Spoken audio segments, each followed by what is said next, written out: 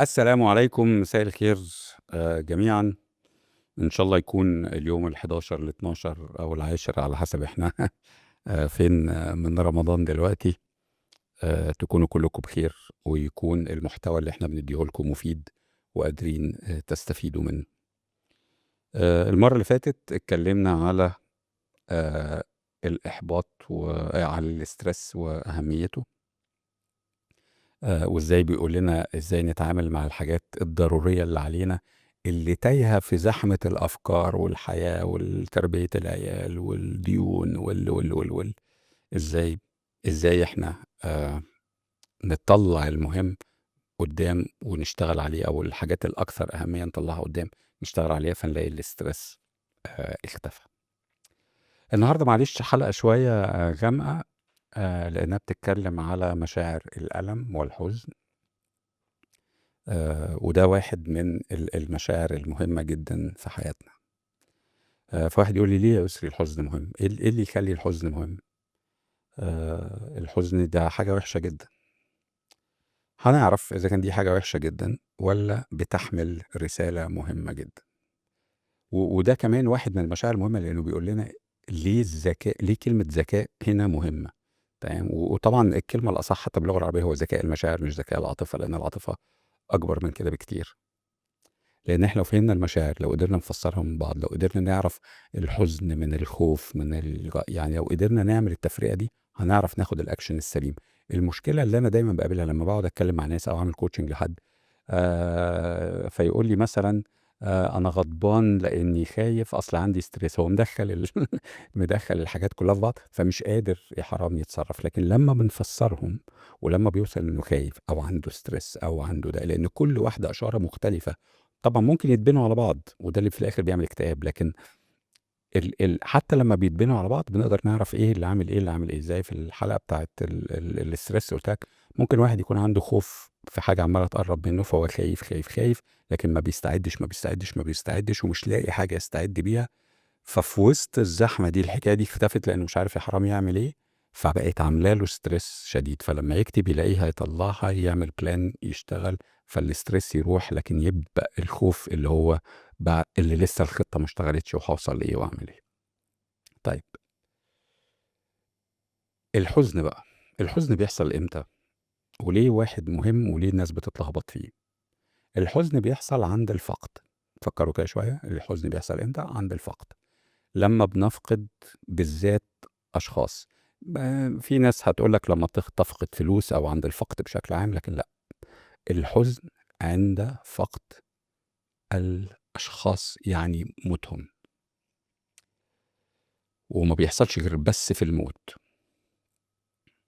فتعالوا أحكي لكم حكاية خيالية، لكن هتقدر تشرح لكم الحكاية. من 54 سنة أنا ما كنتش موجود في هذه الحياة. اتولدت في يوم وقُمت داخل قطر الحياة. في اليوم اللي أنا دخلت فيه قطر الحياة ده، في ناس تانية خرجت من القطر ده. لكن أنا كنت طفل صغير، ما كنتش قادر أعرف إيه أهمية إن الناس تخرج. أنا حتى مش عارف إيه أهمية إن أنا أدخل. تفوت الأيام، وكل يوم وكل دقيقة وكل ثانية وكل لحظة ناس بتخرج من القطر وناس بتدخل القطر. لكن أنا طفل صغير مش عارف إيه اللي بيحصل. بدأت أكبر، وبدأ يبقى عندي وعي، وبدأت أفهم إن في ناس بتخرج من الحياة وناس بتدخل الحياة. لمّا ناس تدخل الحياة نتبسط، ولمّا ناس بتخرج من الحياة بالاقي ناس تانية بتحزن.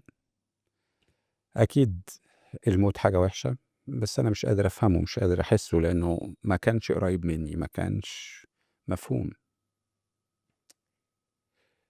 تفوت الأيام وتبدأ الناس اللي بتنزل تقرّب مني، فييجي يوم جدتي اللي ربتني اللي عِشت معاها طول حياتي تنزل من القطر. 90% من حياتي أنا عايش مع جدتي، وبالتالي اليوم اللي نزلت فيه من القطر كان يوم صعب عليّا، وعايز أتعامل معاه وعايز أحزنه ومش فاهمه، ومش قادر أتعامل معاه. وناس تقول لي لا تحزن، وناس تقول لي البقاء لله، وناس تقول حاجات، وأنا مش قادر أتعامل مع الموقف. ويمشي القطر تاني وناس تانية تنزل وناس تدخل وناس تنزل وناس تخرج. لكن لما جدتي نزلت في حاجة وقفت، إني بدأت أفهم إن في ناس بتنزل. قبل كده كنت عايش، ولأن الناس اللي بتنزل ما أعرفهمش، مش قريبين مني، لما بينزلوا ما فيش أي تأثير على حياتي. لكن لما حد قريب نزل، في اللحظة دي بدأت أستوعب إن في حاجة اسمها إنك هتنزل من القطر. بس برضه ما كانش عندي الوعي الكافي، مع إني كنت كبير، يعني كنت 22 23 24 سنة، لكن ما كانش عندي الوعي الكافي بيعني إيه، يعني إيه أعمل إيه ليه الناس دي بتنزل، وإن النزول في حد ذاته حاجة وحشة. لكن مع الخبرة ومع الحياة ومع الحاجات، نزل أبويا من القطر. مراتي كانت دايما تقول لي: أنا مش عارفة لو والدك اتوفى أنت رد فعلك هيبقى عامل إزاي، لأن أنا علاقتي بيه كانت علاقة قوية جدا. وكانت هي دايما لما هو عي كانت تقول لي: أنا مش عارفة أنت هيبقى رد فعلك عامل إزاي. ولما حصل كنا في كوفيد، فأنا محبوس في دبي، مش قادر أنزل، ما عرفتش حتى أروح أحضر الجنازة، الوفاة، كل الحاجات دي، لأني كنت محبوس في الكوفيد. لكن اللحظة اللي سمعت فيها زي مشهد سينمائي، التليفون يقع من إيدي، أدخل أوضتي، أقفل على نفسي الباب، وأقعد نص ساعة ساعة. أنا فضلت قاعد جوه الأوضة دي 4 ساعات، لكن النص ساعة الأولانية هي فيها الحزن الشديد للفقد، إن في حد نزل من القطر. بدأت أحس إن أنا لوحدي في القطر، في حد نزل وسابني في القطر ده. لكن بعد كده ال3 ساعات ونص التانيين، أنا ما كنتش حزين على ده، أنا كنت خايف. أنا كنت خايف لأني مش عارف أنا هعمل إيه في القطر ده لوحدي. البني آدم اللي كان بيساعدني أنا مش جاهز إني أمشي، مش جاهز إني أعيش في القطر ده لوحدي، مش جاهز إني أقعد في القطر ده لوحدي. لأن البني آدم الوحيد أبويا اللي كان بيقف جنبي في القطر ده نزل. وهنا استوعبت حاجة مهمة جدا ما كنتش مستوعبها قبل كده، إن إحنا واخدين الحياة فور جرانتد، إن كل الناس الموجودة هتفضل موجودة، إن محدش بينزل. لكن أول لما بننزل وبنحزن، الحزن معمول عشان يقولك: خلي بالك، هيجي يوم وتنزل من القطر، هيجي يوم والناس اللي حواليك هتنزل من القطر. هتعمل إيه معاهم طول ما أنت في القطر؟ هتعمل حتى إيه في الحياة دي وأنت في القطر؟ لأنك مش عايز تنزل وأنت مش عامل حاجة، مش عايز تنزل وأنا مش. ولما ده نزل، ده خلاني أغير طريقة تفكيري مباشرة، لأن بدأت اللي أنا كنت بعمله 10% بقيت أعمله 90% مع أمي، لأني بقيت فاهم إن حد فينا هينزل من القطر، سواء أنا أو هي أو أي حد. فهي هتنزل من القطر أو أنا هنزل من القطر، فهعمل إيه في المرحلة دي؟ فإزاي كل يوم أكلمها، أسأل عليها لما تعوز حاجة أعملها، لما يجي لي وقت أو نازل على طول. مصر الأول ما كنتش بنزل والحياة واخداني، وما أنت عارفة، وأكل العيش وكل الحاجات. وعلى قد ما كل الحاجات دي مهمة، وعلى قد كل الحاجات دي ما لازم تعمل فيها بالانس، لكن كمان بقيت فاهم إنك بتنزل من القطر، وإن نزولك من القطر ده معناه إنك لازم تعمل حاجة في الحياة دي. فواحدة من الحاجات اللي بتخليني أعمل اللي أنا بعمله ده النهاردة، وإني أطلع أحكي لكم الحدوتة دي، إني مش عايز أنزل من القطر والناس ما تعرفش الحدوتة اللي أنا بحكيها، والناس ما تستفدش من القيمة دي، إني ما بقتش سبت البصمة بتاعتي في القطر. فلما أمي نزلت من القطر السنة اللي فاتت، يعني في ديسمبر اللي فات ده، كمية الحزن هي اللي كانت موجودة، إني هافتقد هذا الشخص من القطر، لكني واعي بده، فما بقاش عندي الخوف ده. والحزن بقى الحزن بتاع إن شخص عزيز عليا نزل من القطر، لكن أنا كل الوقت بفكر في كل الحاجات الكويسة اللي عملناها من بعض، في الأيام الحلوة اللي احنا قضيناها مع بعض، واللي لو ما كانتش حصلت، ولو ما كنتش استوعبت الدرس الأولاني من نزول والدي من القطر أول مرة، ما كنتش عملته. الحزن درس قوي جدا جدا، انك تاد فاليو للحياه دي وللناس اللي حواليك، لان هينزلوا من القطر. انا هنزل من القطر، مراتي هتنزل من القطر، ولادي هينزل من القطر، والاهم من كده ان احنا مش عارفين مين اللي هينزل قبل مين. وبالتالي الحزن اشاره موجعه مؤلمه عشان تفكرك انك هتنزل من القطر، وانهم هينزلوا من القطر، هتعمل معاهم ايه. مش هتعمل ايه مع اللي فاتوا، لان اللي فاتوا ده الندم، فالندم هيعلمك حاجه معينه.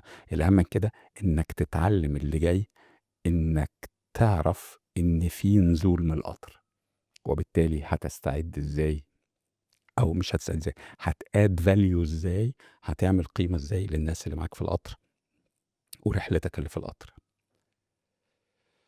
ويمكن البودكاست اللي انا بعمله ده واللي أنا تاني هاعمله بالإنجليزي علشان نحكي الحدوتة بتاعتنا للعالم كله، لأني أعتقد إن كل إنسان على وجه الأرض لازم يفهم المشاعر بتاعته دي بتقول له إيه، يقدر يستفيد منها إزاي، يقدر يعيش بيها صح إزاي، لأنها دي الحدوتة اللي بتطلّع نتايج واللي أنا جرّبتها في ال10، 15 سنة اللي فاتوا، كل يوم مع ناس باشتغل معاهم، شركات باشتغل معاهم، الfeedback بتاعهم متسجّل ومتصوّر، أجانب ومصريين وعرب وفي كل الأماكن، وكل مرّة أروح أحكي الحدوتة ناس تقول لي: "أنت ليه ما بتحكيش الحدوتة دي للناس، أنت ليه ما بتحكيش الحدوتة دي للناس؟"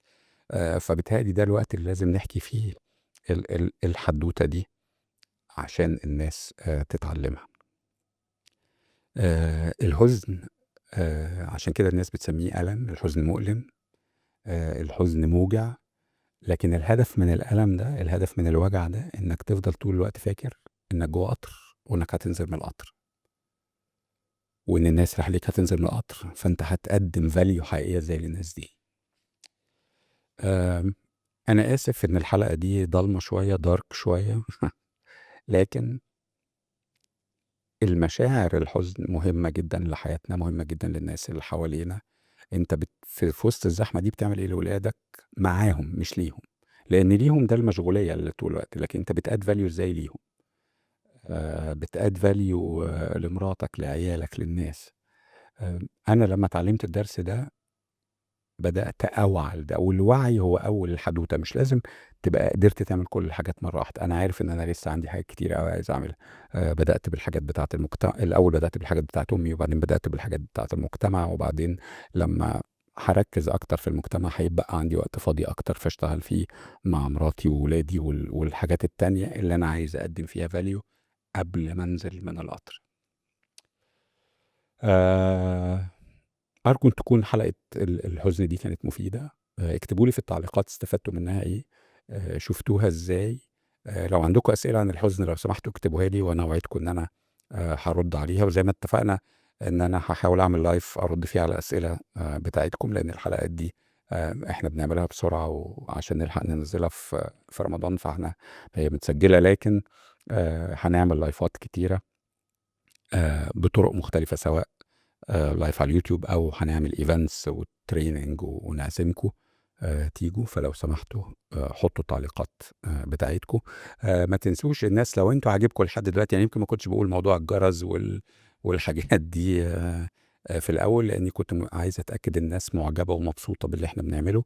بيتهيأ لي آن الأوان إني أفكّركم إنكم كل ما هتحطوا الجرس هتعرفوا الحلقات اللي جاية. الحلقة اللي جاية هتعجبكم جدًا، لإنها هتتكلم على حاجة مهمة جدًا، ضلمة برضه شوية، الوحدة. فهنتكلم على الوحدة، إزاي شعور الوحدة. فاكتبوا لي إمتى الواحد بيشعر بالوحدة، وإيه الرسالة الإيجابية من الوحدة. آآ أشكركم شكرًا جزيلًا، تصبحوا على خير، وأشوفكم بكرة على خير بإذن الله مع الوحدة. سلام.